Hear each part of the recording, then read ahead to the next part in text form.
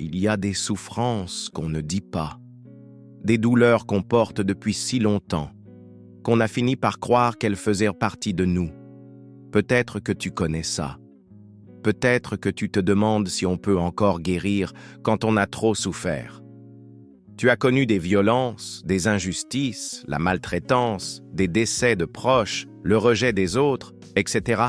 Carl Jung, père de la psychologie analytique, n'a pas seulement étudié l'âme humaine, il a plongé dans les ténèbres, et il en est revenu avec une vérité puissante. C'est dans l'ombre que l'on trouve notre lumière. Dans cette vidéo, je t'emmène au cœur des mécanismes de la résilience chez ceux qui ont été brisés, mais qui ont choisi de se reconstruire. Reste jusqu'à la conclusion pour avoir le plan d'action de ta guérison. Jusqu'au bout.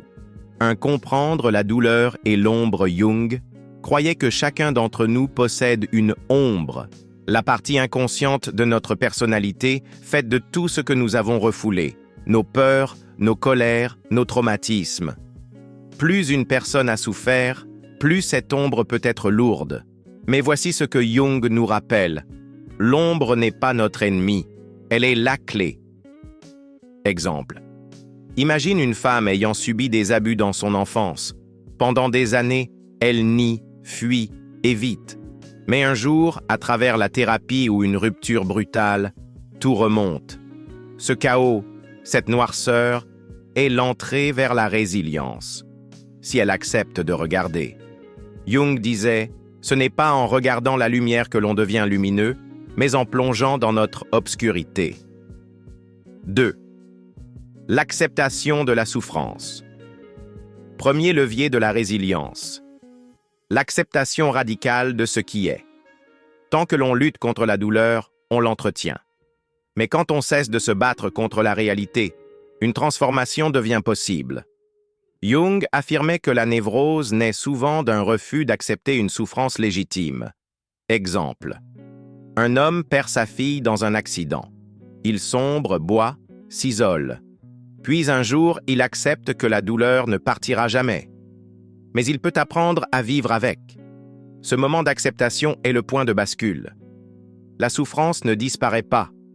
Elle se transforme. Et parfois, elle devient sagesse. 3. L'individuation et le processus de guérison. Chez Jung, le processus de guérison passe par ce qu'il appelle l'individuation. C'est le chemin vers soi, vers notre totalité. Ce processus implique d'intégrer toutes les parties de nous-mêmes, nos blessures, nos forces, nos contradictions. Pour être entier, il faut arrêter de vouloir être parfait. Il faut devenir vrai. Exemple. Une femme qui a toujours été forte, qui ne pleure jamais. En thérapie, elle découvre qu'elle a construit ce masque pour survivre. En osant être vulnérable, elle guérit.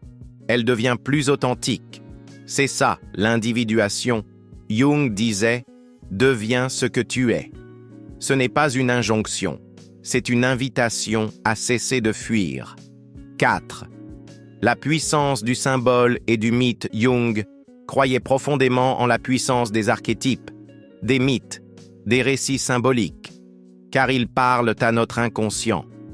Celui ou celle qui a trop souffert, c'est souvent celui qui se croit seul. Mais tu n'es pas seul. Tu fais partie d'un grand récit humain. Exemple.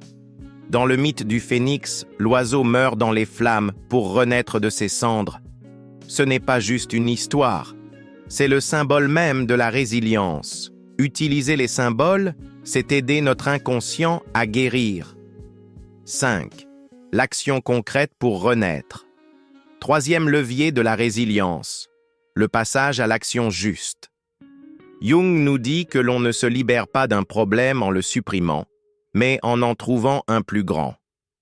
Une personne qui a trop souffert doit souvent redonner du sens à sa vie. Trouver une mission, quelque chose de plus grand qu'elle. Exemple. Un homme ayant survécu à la dépression devient bénévole en hôpital. Ce qu'il a traversé devient sa force. Il ne renie pas son passé, il le transforme en mission. Jung. Ce que tu nies te soumet. Ce que tu acceptes te transforme. En conclusion, voici notre message de cœur. Peut-être que toi qui écoutes, tu portes encore des cicatrices, peut-être même des blessures ouvertes. Mais écoute bien ceci, tu n'es pas brisé, tu es en transformation. Et même si tu as trop souffert, il existe un chemin. Pas pour oublier, pas pour effacer, mais pour vivre autrement, avec cette force nouvelle que seule la douleur peut révéler. Ce n'est pas l'absence de souffrance qui fait les âmes fortes, c'est ce qu'elles en font.